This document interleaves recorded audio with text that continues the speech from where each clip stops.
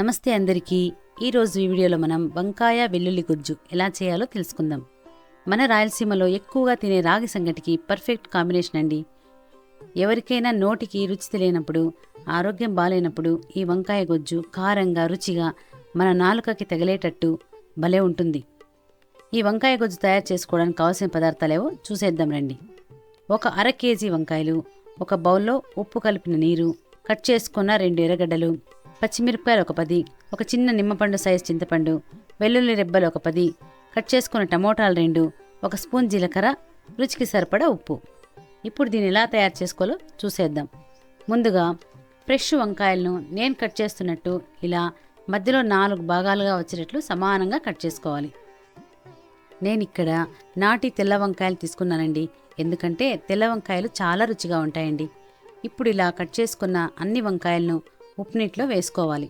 ఇలా చేస్తే వంకాయలు నల్లబడవు, రంగు మారవు. కట్ చేసుకున్న వంకాయలను రెడీగా పక్కన పెట్టుకుని ఒక కుక్కర్ తీసుకుని అందులో 2 స్పూన్ల మంచి నూనె వేసుకోవాలి. నేను ఇక్కడ గానుగ వేరుశనగ నూనె వాడుతున్నానండి. మీరు మీ ఇంట్లో ఏ నూనె వాడుతున్నారో అదే వాడండి.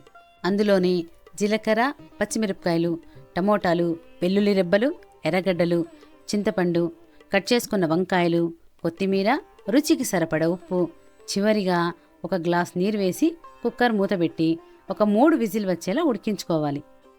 ఈ గ్యాప్లో మనం పోపు తయారు చేసుకుందాం.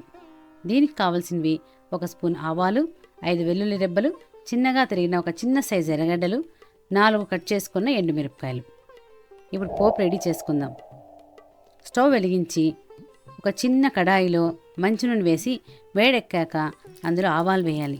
ఆవాలు చిటపటలాడాక వెల్లుల్లి రెబ్బలు, చిన్నగా తరిగిన ఎర్రగడ్డలు, ఎండుమిరపకాయలు వేసుకొని పక్కన పెట్టుకోవాలి. ఇప్పుడు కుక్కర్ చల్లారిన తర్వాత మూత తీసి ఒక గరిటెలో బాగా కలుపుకోవాలి.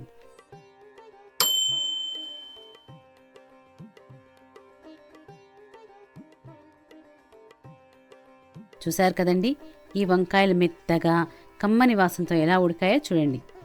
ఒక పప్పు గుత్తితో ఇలా మొత్తాన్ని స్మాష్ చేసుకోవాలి. చూశారు కదండి, మన వంకాయ గొజ్జు 90% అయిపోయిందండి. ఇలా మనం వేసిన అన్ని పదార్థాలు బాగా ఉడికి చక్కగా ఇలా కలిసిపోవాలి. తర్వాత మనం పక్కన పెట్టుకున్న పోపుని ఈ వంకాయ గొజ్జులో వేసుకుని బాగా కలపాలి. చూడండి మన వంకాయ గొజ్జు ఎలా రెడీ అయిందో.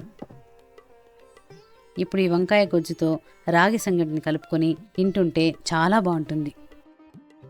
ఈ రెసిపీ మీకు నచ్చినట్టయితే లైక్ చేసి మీ ఫ్రెండ్స్ అండ్ ఫ్యామిలీ మెంబర్స్కు షేర్ చేసి మీకు నెక్స్ట్ ఏ రెసిపీ కావాలో కామెంట్ చేయండి. మరిన్ని వీడియోల కోసం, మంచి మంచి రాయలసీమ రెసిపీల కోసం మా ఛానల్ను సబ్స్క్రైబ్ చేసుకోండి. నేను వీడియోలు పెట్టగానే మీకు తొందరగా చేరాలంటే బెల్ ఐకాన్ని ఆన్ చేయండి. మరిన్ని రెసిపీలతో రేపు కలుద్దాం.